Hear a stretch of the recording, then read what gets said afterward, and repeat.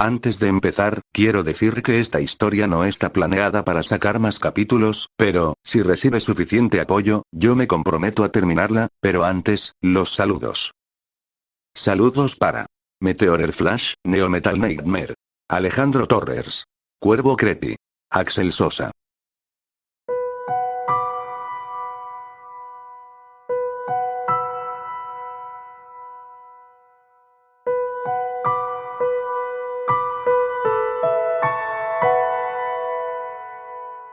Un mundo que no lo quiere.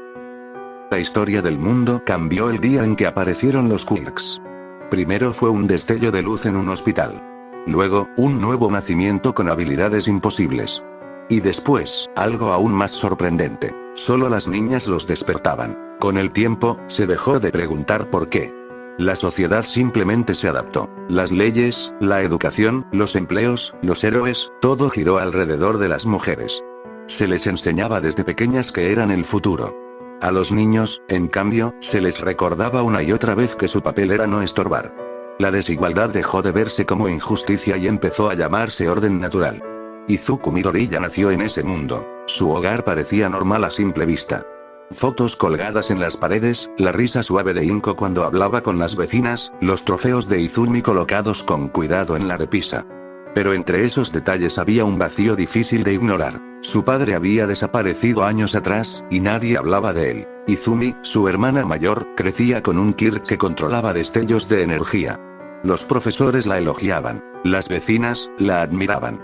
Cada logro suyo era celebrado con cenas especiales, regalos, promesas de un futuro brillante. Izuku observaba desde la mesa, en silencio, con sus cuadernos llenos de anotaciones sobre héroes. Nadie se los pedía. Nadie los miraba. Con el tiempo, aprendió que lo invisible suele doler más que cualquier regaño. La escuela se convirtió en el reflejo del mundo exterior. Los pasillos estaban decorados con murales de heroínas. Las competencias físicas, los concursos, los clubes. Casi todos estaban diseñados para chicas con Quirks. Los chicos ocupaban asientos en los márgenes, presentes pero fuera de lugar. Katsumi Bakugou destacaba entre todas. Su Kirk explotaba chispas desde sus manos con una fuerza que la hacía temida y respetada. Caminaba con seguridad, como si el camino se abriera solo para ella. Y cuando su mirada se posaba en Izuku, una mezcla de rabia y algo más atravesaba su expresión, un sentimiento que ni ella misma quería aceptar, porque alguna vez habían compartido risas. Alguna vez lo había visto levantar a otros, aún sin poder. Y eso, en un mundo que despreciaba a los hombres sin Quirks, resultaba peligroso y doloroso. La forma más sencilla de silenciar ese conflicto fue aplastarlo. Izumi, presionada por la expectativa de convertirse en heroína, comenzó a mirarlo igual que las demás. Una carga, un recordatorio de que su familia no era perfecta. Y así, los días de Izuku se llenaron de burlas, empujones, tareas que no eran suyas, silencios que pesaban como piedras. El encuentro con Ajimig fue el punto en el que su esperanza se aferró con fuerza. La vio salvando personas con una sonrisa que parecía detener el miedo mismo. Su figura representaba todo lo que él soñaba. Valentía, justicia, un ideal más grande que cualquier discriminación. Cuando por fin la tuvo frente a frente, su voz le tembló. Sí, si alguien como yo entrenara, ¿cree que podría llegar a ser un héroe? Hubo un segundo de silencio. Luego, una mirada firme. Ser héroe significa cargar con el mundo, respondió ella. Se necesita poder para proteger. Y tú, no tienes ninguno. No fue crueldad, fue certeza. Y eso lo hizo todavía más devastador. La frase quedó clavada en su pecho mientras ella se alejaba para atender otra emergencia, dejando atrás un sueño roto que había sostenido durante años. Esa tarde, el cielo estaba encapotado cuando Katsumi, Izumi y varias compañeras lo interceptaron cerca de los viejos distritos industriales. La fábrica abandonada se erguía como una carcasa oxidada, con ventanas rotas y charcos de líquidos olvidados. Deja de imaginar que puedes ser como nosotras, dijo alguien.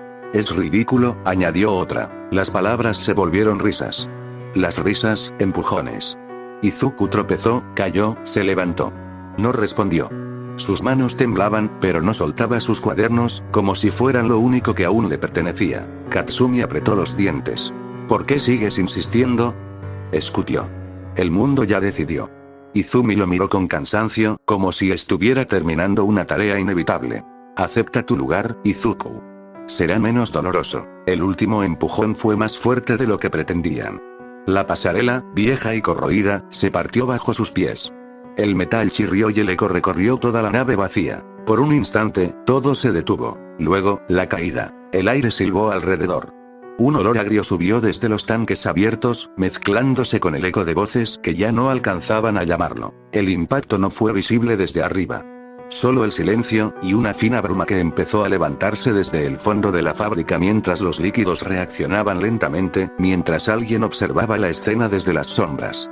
Lo primero fue la sensación de frío. Izuku despertó con el cuerpo pesado, como si hubiera dormido durante días. Sus párpados intentaron abrirse, pero algo los cubría. No veía nada. Solo escuchaba murmullos, un canto lento y repetitivo, que reverberaba en las paredes de piedra de algún lugar subterráneo. Se movió. Las vendas apretaron sus brazos y piernas contra una superficie dura. Notó bajo su espalda una textura áspera, tallada, como si estuviera acostado sobre símbolos antiguos. Un altar. El murmullo crecía. Voces que no comprendía se entrelazaban en un rezo constante, formando un círculo a su alrededor. Cuando el sonido finalmente se calmó, una presencia se acercó. El aroma a cera quemada y polvo viejo llenó el aire. El recipiente ha despertado, dijo una voz grave. Izuku tragó saliva. ¿Dónde estoy?, susurró. Yo no debería estar aquí. Nadie lo consoló. Una figura alta, cubierta por una túnica negra, se adelantó sosteniendo un libro gastado. Lo abrió con cuidado. Las páginas parecían tan viejas que casi se deshacían. Nuestro Dios cruzará a través de este cuerpo, declaró. El chico es el puente. La carne será su puerta. Izuku sintió un escalofrío recorrerle la espalda. No soy especial, dijo, desesperado. No tengo Kirk, soy solo. Precisamente, lo interrumpieron. Un recipiente vacío es perfecto. Las voces volvieron a elevarse. Otra figura apareció, sosteniendo un objeto envuelto en tela oscura. Lo descubrió lentamente. Una estaca. No era común. Brillaba débilmente, cubierta de runas talladas que parecían moverse cuando la luz parpadeaba. Las líneas se enroscaban hacia la punta como serpientes buscando dónde entrar. Izuku comprendió, tarde, qué iban a hacer. Intentó liberarse. Las vendas apretaron aún más. El altar pareció sujetarlo por cuenta propia. Por favor, dijo, con la voz quebrada. No quiero esto. El hombre con la estaca se inclinó sobre él. Nadie elige ser puerta, susurró. Solo abrirse. El canto se volvió más intenso. El aire vibró, y la estaca descendió, dirigida no a su pecho, sino directamente a sus ojos. Izuku sintió la presión, el impacto seco, y luego un ardor profundo que pareció no quedarse en la superficie, sino extenderse hacia adentro, como si la estaca no atravesara carne, sino algo más. Las runas se encendieron. No fue luz cálida. Fue un brillo oscuro, extraño, que corría por la madera como venas iluminadas. Las vendas sobre su rostro se humedecieron. Una sustancia espesa comenzó a descender por sus mejillas, sin color brillante, sin rojo. Negra, densa, como si la sombra misma estuviera goteando. El círculo se detuvo un instante. Izuku quiso gritar, pero algo dentro de su mente habló primero. Ahora veo. Y el mundo cambió. Las cuencas de sus ojos ya no reflejaban nada humano. No eran simples huecos. Parecían abrirse hacia una profundidad sin fondo. Las runas de la estaca brillaron aún más, y luego se apagaron, como si hubieran cumplido su propósito. El líder cerró el libro de golpe. El dios está aquí, anunció. Pero entonces, un matiz distinto cruzó su voz. Duda. El aire se volvió helado. Las sombras del templo se estiraron, largas, torcidas, respondiendo a algo que no formaba parte del ritual. Las cuerdas que sujetaban a Izuku comenzaron a tensarse solas. Y se rompieron. El coro se quebró en murmullos de pánico. Sellado. Ordenó el líder.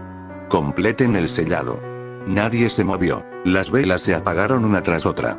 En la negrura, lo único visible era el brillo oscuro que surgía desde los ojos cubiertos de Izuku, como si fueran ventanas hacia otra cosa. Una presencia recorrió la sala. No hubo lucha prolongada.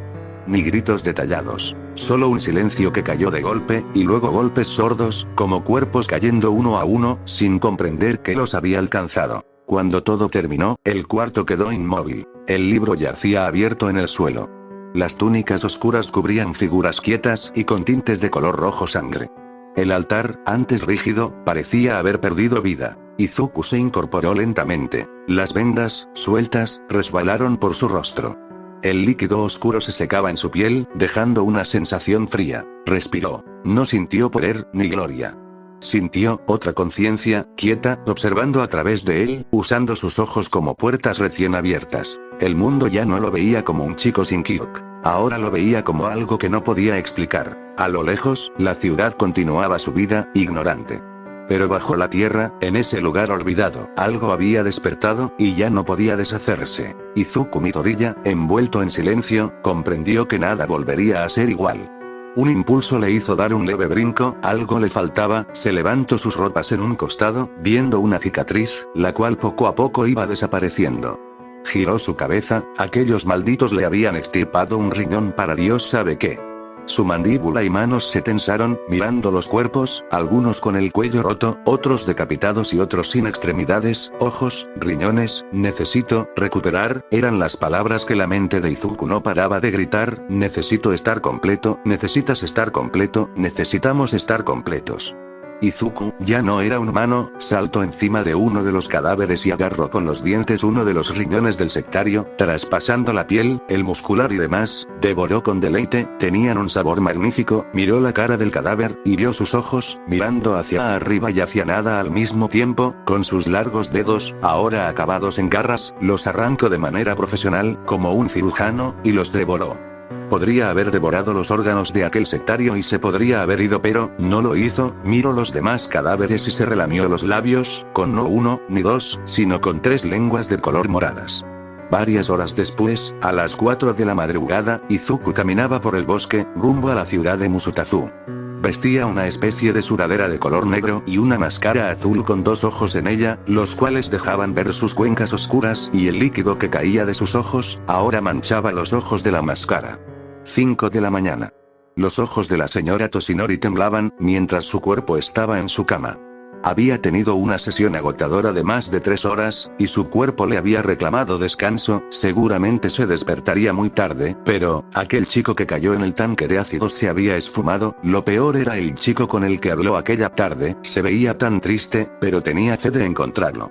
Sus ojos dejaron de temblar y se entreabrieron ligeramente, mirando algo, a buenos sabía qué era. Desde su posición tumbada en la cama, veía a una persona enmascarada mirándola desde arriba. Cuando su mente comprendió, su cuerpo reaccionó rápidamente, golpeando a aquel tipo, pero cuando vio su cuarto, se había desvanecido, iba a levantarse pero el esfuerzo y el cansancio de su cuerpo la frenaron. Vio su ventana abierta, de donde pareció ver una figura oscura yendo de tejado en tejado.